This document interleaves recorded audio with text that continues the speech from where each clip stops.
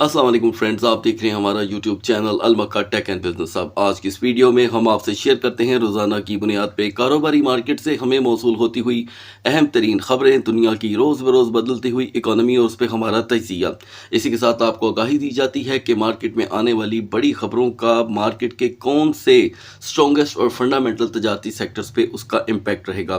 तो दोस्तों आज हम देख रहे हैं कि मार्केटें ऑलरेडी अपना आप खो रही हैं और मैं आपको इस पे पिछले तकरीबन 7 दिन से अपडेट दे रहा हूं कि बीटीसी और इथेरियम यहां पर 90,000 के लिए तैयारियां कर रहे थे। एनीवे इनके ऊपर आगे चल कर के बात होगी और रेट कट के हवाले से कुछ अपडेट्स हैं वो भी मैं आपसे शेयर करूंगा। और इसके साथ यकीनन आपका एक सवाल होगा कि मिडनाइट वीडियो देखने को नहीं मिली। तो दोस्तों मिडनाइट वीडियो मेरी हमेशा कोशिश होती है हर हालात में आपके साथ वीडियो शेयर करूं, लेकिन तबीयत की ख़राबी और इंतहाई ख़राबी की वजह से मैं आपको अपडेट जो है पहुंचाने में यहाँ पे दोस्तों नाकाम रहा। अल्हम्दुलिल्लाह इस वक्त मेरी तबीयत बहुत बेहतर है। आप सब के लिए मैं दुआगो हूँ और आप मेरे लिए, और मैं कोशिश करूँगा कि रूटीन वाइज यहाँ पे आपको अपडेट पहले की तरह मिलती रहे। तो दोस्तों जल्दी से आते हैं अब तक की सबसे बड़ी पेशरफ्त पे। मैं इस दरमियान ये चीज़ देख रहा था कि मार्केटें कुछ नया लेकर नहीं आई। 90,000 के ऊपर बात तो हम कब से कर रहे थे, ठीक है, और इथीरियम के 3,000 के लेवल पे। और अभी भी हम जब मार्केट की तरफ चलेंगे तो हम यहाँ पर वाज़िया तौर पे देखेंगे कि क्या तब्दीली यहाँ पर हमारे लिए ऐसी है जिसने हमें हैरान कर दिया हो। मुझे तो फ़िलहाल अभी तक वहाँ जाने से पहले कोई हैरानगी नहीं है। पहले बात कर लेते हैं दोस्तों इस वक्त तक फेड गवर्नर जो हैं वॉलर, उनकी यहाँ पर रेट कट को लेकर बातें देखें गाइस। रेट कट ने तो इस वक्त मार्केटों का बना दिया है मजाक, ठीक है। मैं यहाँ ज़रा थोड़ी सी पुरानी बात करना चाहूँगा कि आपको आपकी याददाश्त को थोड़ा सा पॉलिश किया जाए। देखें जब सीपीआई रिपोर्ट कैंसिल हुई तो मैंने आपको कहा कि इन्होंने अपनी जो इकोनॉमी है उसको एक समझ लें कि लॉलीपॉप दिया है झूठ का, ठीक है जी, ये बताने के लिए कि सारा कुछ ठीक है और उसका इम्पैक्ट इस तरफ का आना ही आना था। जब सीपीआई रिपोर्ट कैंसिल हुई तो उस वक्त बीटीसी, अगर मैं गलत नहीं हूँ, 105 और 102 के दरमियान फुल आपस में जूझ रहा था, ठीक है। और मैंने आपको बता दिया था कि 1 लाख टूटते ही यहाँ पे हमारे लिए कुछ बाकी नहीं रह जाएगा। और फिर 95,000 की सपोर्ट को तो मैंने जितनी बार वो टूटी थी मैंने आपको अपडेट कर दिया था कि ये सपोर्ट अब सपोर्ट भी नहीं है, अब सपोर्ट सिर्फ 90 ही काउंट होगी। तो गाइस इसका जो बेसिक एडिशनल जो मार्केट के ऊपर असर आया है वो इसलिए आया है कि इन्होंने एडीपी डाटा यानी कि जनाब अनएम्प्लॉयमेंट की जो अपडेट है वो है ही नहीं, और शटडाउन को बताया गया है कि ये 44 डेज़ का था। अब इसके अंदर ऐड हो गया है एक और हफ्ता। 52 दिन का डाटा मार्केट में मौजूद नहीं है दोस्तों, 52, ठीक है जी, 52 दिन यानी कि लगभग 2 माह का डाटा मौजूद नहीं है। और अब ये जनाब रेट कट की बात हो रही है। इधर गवर्नर साहब कहते हैं कि हम जो अगर रेट कट करते हैं दिसंबर के अंदर, देखें आज नवंबर की खैर से 17-18 तारीख में हम बैठे हुए हैं, ठीक है, और 12-13 दिन बाद जब दिसंबर स्टार्ट होगा तो उसकी डेटें भी अनाउंस होंगी। अभी तक कुछ डेटों का पता नहीं चल रहा, लेकिन एक चीज़ पता चली है कि रोज़ाना की बुनियाद पे एफओएमसी के जो सेशंस हैं वो होना शुरू हो चुके हुए हैं, ठीक है जी। तो ये सेशंस भी कुछ ना कुछ मार्केटों में अपना जब टाइम लेकर आएंगे, जिसे हम मिनट्स बोलते हैं, पॉलिसी मिनट्स, वो जब आएंगे तो आहिस्ता आहिस्ता मार्केटें जो हैं वो स्लो डाउन होने की निस्बत रियलिटी की तरफ आएंगी। तो अभी दोस्तों इस मार्केट को बहुत ज़्यादा ज़रूरत है रियल डाटे की, जिसमें सीपीआई, पीपीआई और एडीपी डाटा है। इसके बगैर कुछ नहीं होने वाला, ठीक है। और मज़ीद मालूमात आपको फौरी तौर पे व्हाट्सएप चैनल पे मिलती रहेगी। अगर आपने अब तक हमारा व्हाट्सएप चैनल ज्वाइन नहीं किया तो लिंक इसी वीडियो की डिस्क्रिप्शन में होगा। बढ़ते हैं मार्केट की तरफ। गाइस ये बात तो तय है कि मार्केट की कैपिटलाइजेशन को यहाँ पे फॉल होना ही था। हैरान कुन बात यह है पिछले क्योंकि 12 घंटों में आपको अपडेट नहीं मिल सकी लेटेस्ट, तो यहाँ मैं देख रहा हूँ कि डोमिनेंस हैरान कुन हद तक फॉल हुआ है। 57.40 से हम 56.40 तक का लो देख चुके हैं, जो यहाँ पर किसी न किसी सूरत आल्ट कॉइन के लिए सपोर्टिव बन जाता है। हमने यहाँ पे बीटीसी को मुसलसल ट्रेंड करते देखा है। 4.9% तक की कमी एक बड़ी कमी कंसीडर की जाती है। मिडनाइट से लेके अब तक दोस्तों जो नहीं टूटे वो आल्ट कॉइन्स हैं। आल्ट कॉइन्स पहले से ही अच्छा खासा यहाँ पे बुरे हाल का शिकार हो चुके थे, लेकिन पिछले 12 से 24 घंटों के अंदर सिर्फ बीटीसी फॉल हुआ है। कितना आगे चल करके बात करते हैं। तो गाइस बीटीसी और इथेरियम को लास्ट में डिस्कस कर लेंगे। मैं चाहता हूं कि थोड़ी सी टू द पॉइंट बात की जाए और वीडियो अगर शॉर्ट भी होती है तो आप तक पूरा नॉलेज पहुंच जाए खबरों के हिसाब से भी।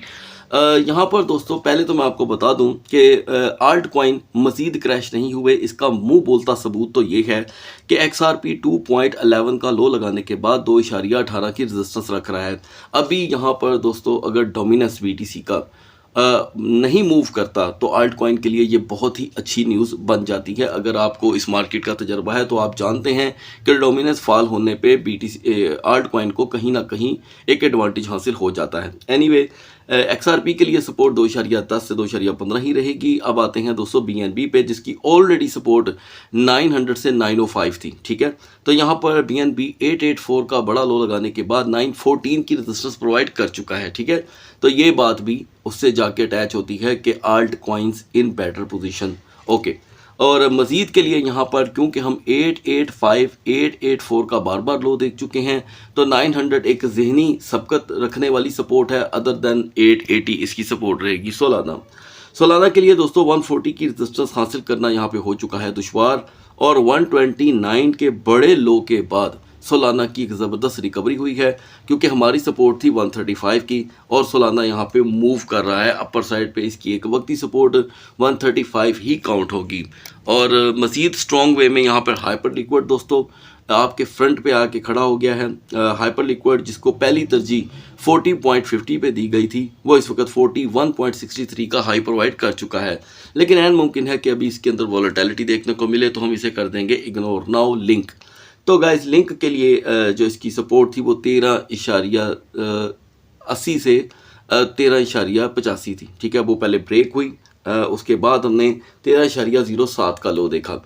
तो यहाँ पर जब बाउंसिंग बैक आपको लेवल देखने को मिला है तो लिंक ने किसी न किसी एतबार से बेस्ट यहाँ पर बिहेवियर प्रोवाइड किया है। मैं देख रहा हूँ कि 13.50 ही इसकी एक वक्ती सपोर्ट रहेगी। यूनिस्वैप दोस्तों जो ऑलरेडी 7.75 पे मूव हो रहा था, यूनिस्वैप में हमने 7.10 का लो देखा। इस डिसीजन के साथ कि आपको अपडेट कर दिया गया था कि 7.50 इसकी नॉर्मल सपोर्ट रहेगी क्रैश होने के बाद, और हमने 7.10 के बाद इसमें रिकवरी भी देखी है।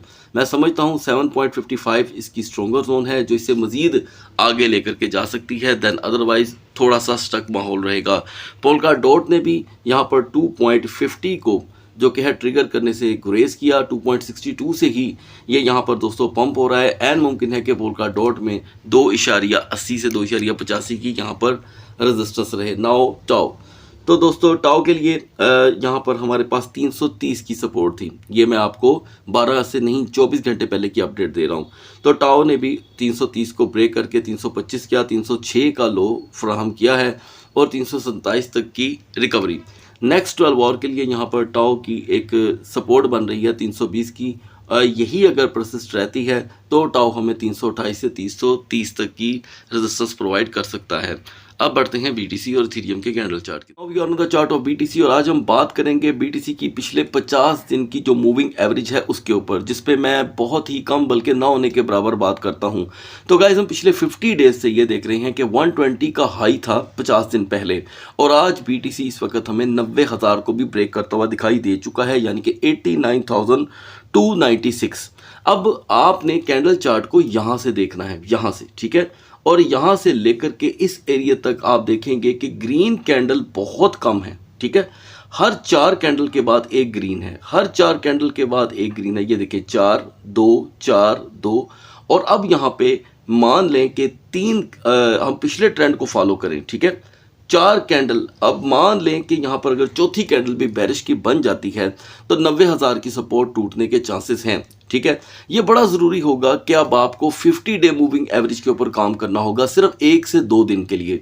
ये 1-2 दिन आपको ये बता देंगे कि क्या यहाँ पे सपोर्ट बनना चाहिए या नहीं। तो गाइज मैं समझता हूँ आज के दिन अगर यहाँ पे सपोर्ट ना बनी तो हम एक और बेरिश मोमेंटम देख सकते हैं और 90,000 का टूटना बीटीसी को फिर से जो कि है डाउन साइड पे लेकर के जा सकता है। और अगर हम यहाँ पे 4 कैंडल का ट्रेंड फॉलो करें कि हर चौथी कैंडल कैसी थी, तो ये देखें 1 2 3 4 और यहाँ पे अभी चौथी बनी नहीं है। इसका मतलब ये हुआ कि अगर इसकी चौथी कैंडल बेरिश बन जाती है, जैसे देखिए दोस्तों, ये मैं आपको एक कैंडल चार्ट स्टडी बता रहा हूँ, ये किसी भी हिसाब से आपको फाइनेंशियल एडवाइस नहीं है, इसके ऊपर आपने खुद काम करना है। सपोज एग्जाम्पल, यहाँ पर अगर अगली बेरिश कैंडल बनती है तो 90,000 का ब्रेक होना और 87,500 87,000 का सामने आना एक नॉर्मल सी बात होगी, ठीक है। और पूरे कैंडल चार्ट के पैटर्न पे हमें अगर यहाँ पर कहीं सपोर्ट बनती दिखाई दे रही है तो वो इतनी बड़ी नहीं है कि वो इसको वापस 95,000 पे लेके आ जाए। ये ज़्यादा से ज़्यादा इसको सपोर्ट हो सकती है 92,500 92,300 या चले 92,800। इतनी सपोर्ट एक ही दिन में अगर यहाँ पर बन जाती है तो BTC की यहाँ पे रोटेशन इन दो एरियाज़ में ही देखने को मिल रही है। और क्योंकि सेलिंग प्रेशर तो है और BTC का डोमिनेंस भी टूट गया है, तो लोग इसे कहीं ना कहीं दुनिया में बाइंग अपॉर्चुनिटी भी समझेंगे। लेकिन ये उनकी अपनी जो कि है अपनी मार्केट के एक्सपीरियंस के ऊपर डिपेंड करता है। और जब भी मार्केटों में दोस्तों बड़ा क्रैश आया है, लोगों ने हमेशा ट्रेंड को फॉलो किया है जी के बेच दो। बहुत ही कम ये देखने को मिला है कि यहाँ पर पेशेंस का मुजाहरा किया जाए। एनीवे, यहाँ पर जो हेल्पफुल के तौर पे टोकन सामने आ रहे हैं उसमें अभी भी डॉट है, डॉज है और यूनिस्वैप है, इवन के चेन लिंक भी। बढ़ते हैं इथीरियम के कैंडल चार्ट की तरफ। इसी तरह हम इथीरियम की भी आज दोस्तों वन डे यानी कि जो 50 डे मूविंग एवरेज है वो देखेंगे। 50 दिन पहले इथीरियम जो था दोस्तों 4950 पे था। यकीनन सभी व्यूवर यहाँ पे प्रॉफिट बुकिंग कर चुके हुए हैं जिन्हें मार्केट की नो हाउ है। एनीवे, अब हम देख रहे हैं कि इथीरियम के चार्ट पे भी तकरीबन सेम पैटर्न है, लेकिन बेरिश मोमेंटम ज़्यादा है। ये देखें 1 2 3 4 5, यानी कि जहाँ जहाँ इथीरियम ने बेरिश मोमेंटम क्रिएट किया है पिछले 50 दिनों में, तो बड़ी बड़ी कैंडल आपको, आप सिंपली यहाँ पे वीडियो को पॉज करके देखें, आपको सिर्फ रेड कैंडल ज़्यादा देखने को मिल रही हैं, ठीक है। तो ट्रेंड ये बता रहा है कि इथीरियम ने जब जब अपनी एक फिगर को तोड़ा है एक बड़ा क्रैश आया है। जैसे कि फिगर क्या है 4500, 4000, 3500 एंड नाउ 3000। तो गाइज ये 3000 पे एक सपोर्ट बन रही है जो अगले टाइम को यहाँ पर मामलात को तय करेगी। हम जल्दी से चलते हैं 4 आवर की तरफ। तो गाइज 4 आवर पे यहाँ पे जो मूविंग एवरेज है वो आपके सामने है। सपोर्ट बहुत कम है और बहुत ही रेयर देखने को मिल रही है। इसका मतलब ये हुआ कि 3000 इसकी वीकर जोन रहेगी। अगर ये ब्रेक होती है तो इथीरियम के लिए भी यहाँ पर नाइटमेयर हो सकती है, जस्ट लाइक 2910, 2920। और अगर सेफ जोन की बात करें तो वो दोस्तों 3150 से 3180 के दरमियान रहेगी। हेल्पफुल के तौर पे यहाँ पे BGB और HNT हैं। अगली वीडियो तक अल्लाह हाफिज़।